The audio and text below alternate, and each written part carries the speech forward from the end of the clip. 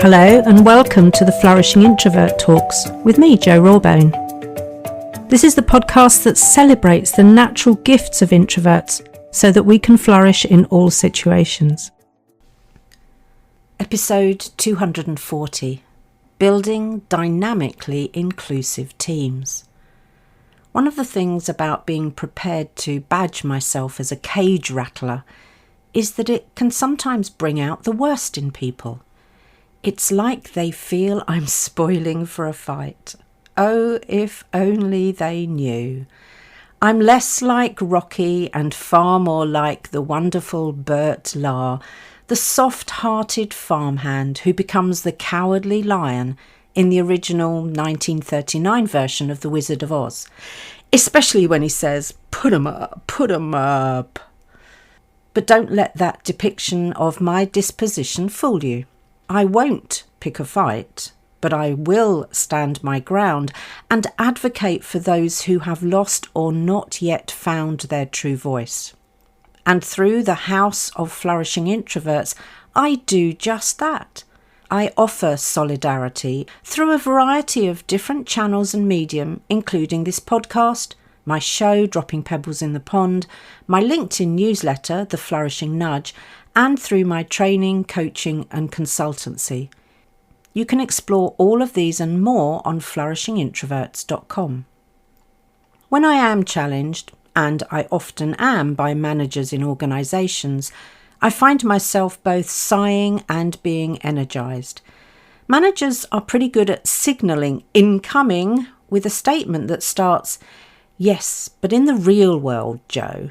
Oh, please. In what way is this not the real world? In what way is our conversation or my work with your people otherworldly?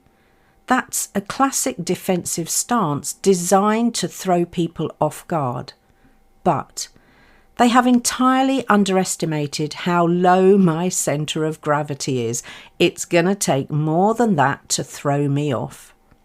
So assuming this world is real, and my podcast is real, and you are real, in this episode I'm continuing with the inclusivity theme and exploring what it takes to build and maintain an inclusive team. There is goodness to be had in this episode whether you're a team leader or a team member. And of course, if you are the leader, you have more but not exclusive ability to set the tone and climate for the team. I know I need to tackle some key points one by one, and by the end of this episode I will have woven them all together, a bit like a beautiful tapestry. So let's start with a reminder that a team has a shared purpose and common goals that every team member contributes to. There is an interdependence, so what I do as a team leader or team member impacts you in some way. Teams may be relatively static in terms of membership and therefore intact, so we see how they interact and develop over time. If teams are brought together to collaborate and tackle a specific project, challenge or piece of work, this is known as teaming, and Professor Amy Edmondson has a great TED talk on this way of bringing talent together. Groups are different again, as they have shared interests rather than a shared purpose and common goals. So it's useful to know what we're dealing with before we think about how to create the best environment. What I'll be covering certainly works for teams and teaming. I'm looking at inclusivity from a different perspective in this episode, and having been a guest on the Centre for Inclusive Leadership's podcast, now rebranded as Enola Consulting, I want to share their definition with you. They talk about human inclusion as being a combination of psychological safety and compassionate efficiency built on a foundation of mutual trust. That's a great starting point, isn't it? If I follow their lead, which I'm very happy to do, there's a lot to unpick here. Leaders would do well to start with creating a psychologically safe environment for their whole team. But what does that really entail? I've shared about this many times and will happily continue to do so, as it's an easy concept to understand, but so much more difficult to implement. I love Timothy R. Clark's 4 levels of psychological safety, which starts at its foundation level with inclusion safety. This is about individuals feeling included, accepted for who they are, and able to fully be themselves in the team. This foundation level ensures that all team members feel valued and that they belong. This means that leaders and the whole team need to acknowledge and embrace differences whilst showing respect and allowing everyone to participate in the team environment without fear of exclusion. This is when I realised that, as counterintuitive as it might seem, inclusivity starts with us focusing on difference. As leaders, we need to be curious enough to understand how our team members are different from ourselves and from each other. We can't assume that what works for me or some of the team will work for everyone. So what are some of the key behaviours that leaders need to model in order to facilitate inclusion safety? Here are a few to get us started that leaders in the real world would benefit from applying. Number 1, showing respect and empathy to all. This applies beyond their immediate team, as people notice what their leaders do and will quickly pick up on any incongruence or lack of respect. If they find evidence of that, for instance, their leader or manager disrespecting someone else in the organisation or a particular group in society, trust and credibility are already compromised. This means that leaders need to turn up their emotional intelligence, as empathy is one of its core components. Number 2, leaders also need to encourage diversity of thought and background. If they have built an echo chamber, they won't have an inclusive team, but a collection of mini-me's. I know many of us have worked in teams like this where affinity bias is rife. As Albert Einstein reputedly said, we can't solve problems by using the same kind of thinking that created them. And yet many leaders feel threatened by critical thinking and outside-the-box problem solving. Number 3 on this list is that leaders need to demonstrate genuine interest in every team member and their perspective. As Amy Edmondson shares in her TED Talk about teaming, Abraham Lincoln once said, "I don't like that man. I must get to know him better." Brilliant stance. That's what unconscious bias training should be helping people to do. Look beyond and indeed be genuinely curious about their differences. If we dip back into Enola's definition, we then get to this point about compassionate efficiency. This was a new term to me, but I immediately understood it, and what a fabulous concept it is. As you might imagine, this is about the tricky high wire act of balancing the well-being of the team with producing the required results. The analogy of the high wire came to mind as it seems to me like managers and leaders are constantly holding the unwieldy pole which tips one way and then another as circumstances change or their footing is less sure on the high wire. And of course, the pole is exactly what they need to be balanced. So from a team perspective, we could say that this is about creating high-performing teams by developing high-performing individuals. And that only happens in a sustainable way if the team members feel safe and valued. So what might be some of the key behaviours we're looking at here? A quick word of warning though, these need to be embedded into daily practices, not turned on and off to suit leaders. If there is any flakiness or inconsistency here, people are likely to either rebel or to withdraw physically or emotionally. So, number 1, let's start with empathy again from the emotional intelligence stable. We have to be able to put ourselves in the shoes of our people and imagine life from their position. Extroverted leaders need to understand their introverted team members' needs and challenges, and introverted leaders need to understand and be compassionate about their extroverted colleagues. This is about diversity and inclusion, not division after all. There is no right and wrong, good and bad, better or worse, just difference. This leads to number 2, how we communicate and manage expectations, including boundaries. This isn't about being soft or overly lenient as a leader, nor about being overly hard. It's about that real recognition that people will move heaven and earth for you if they know you care about them. This is about fairness and equity rather than showing favouritism. It's how teams achieve enhanced productivity, greater ownership and enviable engagement. This is real team working.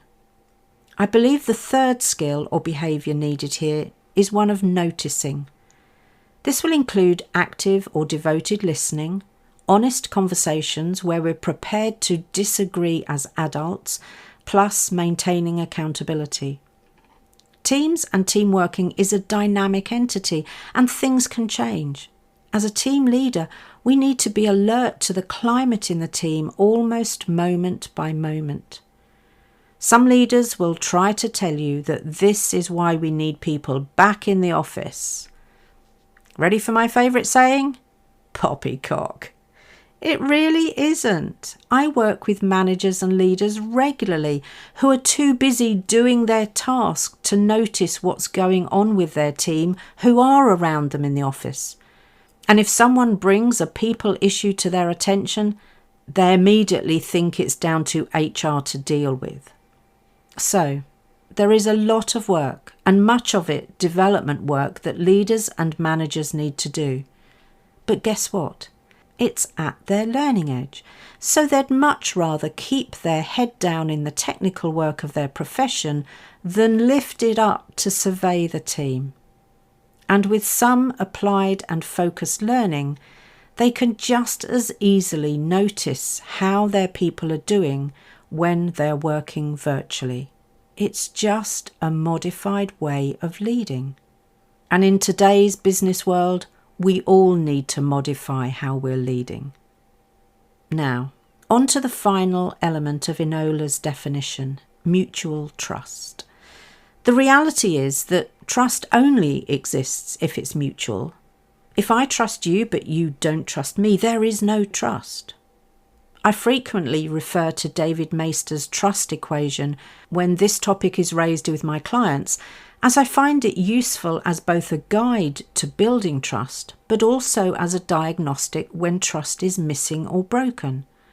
You may have heard me talk of this before, and there's no harm in repeating it. And I'm going to give a slightly different perspective this time. So Maister says that trust equals credibility plus reliability plus intimacy, that's his term for the ability to build relationships, divided by self-orientation. So, credibility refers to the extent to which someone is believable. Is their knowledge sound or are they blagging? In teams, this really matters, and it happens to be the baseline of Lencioni's dysfunction of a team. You see, if I don't trust my team members enough to ask for help or say I messed up, we are dysfunctional as a team. As a leader, this means I have to be prepared to show vulnerability and situational humility, rather than thinking I have to have all of the answers because I'm the leader. That's another fine line to walk. Reliability is being my word, and actions speak louder than words. Rather than over-promising, this is about doing what I say I'll do and consistently. If, as a leader, I say, I'm on it or leave it with me, yet do nothing, I'm rocking the foundations of trust. Intimacy, Maister's term for relationship building, might be one that some introverts struggle with, and yet without it, none of the things we've mentioned so far in this episode are possible. So as introverted leaders, we need to work at this because it's a key enabler. And if you have introverted team members, explore with them how you can help them build good working relationships that have clear boundaries. The good news is that this isn't about being everyone's friend. Phew, thank goodness for that. It is, though, about active listening, empathy, and respect. That leaves the denominator, self-orientation, which is the extent to which I make things all about me and what I want. The only way to create compassionate efficiency is by reducing the focus on what I want and increasing the focus on the collective responsibilities and outcomes. That's what teamwork really is, and the trust involved is a two-way street. They trust me and I trust them. I'm pretty sure that you can now see how this equation is both a guide to build mutual trust and a diagnostic when things have gone awry. Now, if I pull all the threads of this tapestry together, one thing becomes very clear. There is work to be done to create an inclusive team, not just once, but continually. Teams don't build themselves, and inclusive teams are no exception. If anything, inclusive teams take more work, but the results are so worth it. As the leader, people will be looking to you to create a climate and culture that feels safe for them to show up and speak in. As we're into the final quarter of 2024, how about doing a bit of an audit just to explore how you've been doing on this and what could be improved? And if you're a team member and not a team leader, why not suggest that your team conducts an audit? Remember that emotional intelligence features highly throughout, so if there is something you know you need to work on, don't delay. And finally, don't be tempted to treat inclusivity as a tick box exercise or a once and done thing.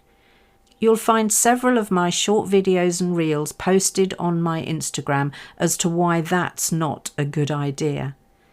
People are continually growing. Teams continually change, both in membership and focus, so leaders need to continually be mindful of what is needed to create inclusivity and belonging. If you enjoyed this episode as much as I did, then please subscribe, rate us and leave a comment, because we know that helps other people find the podcast. And if other people find us, other introverts can flourish.